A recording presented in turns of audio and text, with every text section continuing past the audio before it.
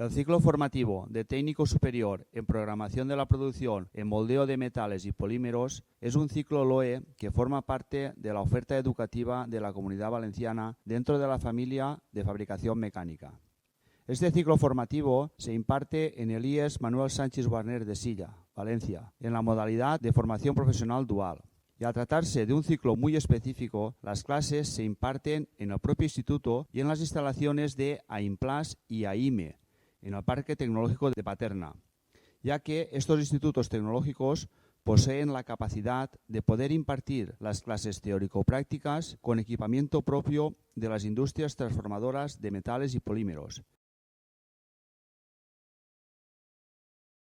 Bueno, Alba, ¿por qué has escogido el ciclo formativo de programación en la producción de moldeo de metales y polímeros?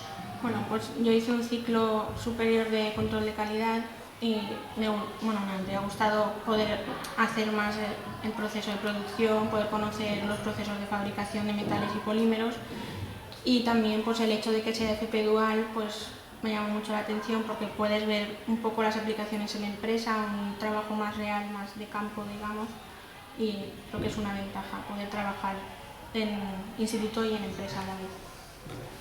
En tu experiencia que llevas hasta ahora, ¿el ciclo te está gustando? ¿Cómo se están dando las clases y lo que estás aprendiendo? Sí, porque nos están impartiendo clases profesionales en las empresas y ellos nos cuentan un poco los problemas diarios que han tenido, cómo resolverlos, y también hemos hecho visitas a empresas, hemos podido ver cómo se trabaja y cómo es el proceso de producción, cómo distribuyen la planta, y es bastante útil. Si tuvieras que animar a que alguien se matricule en este ciclo, ¿cuáles son las ventajas que tú ves sobre este ciclo, sobre los demás, para que la gente venga a estudiar?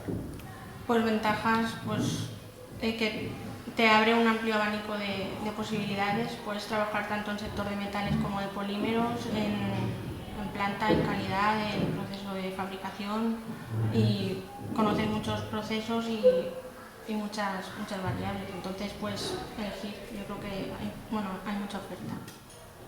Vale, muchas gracias.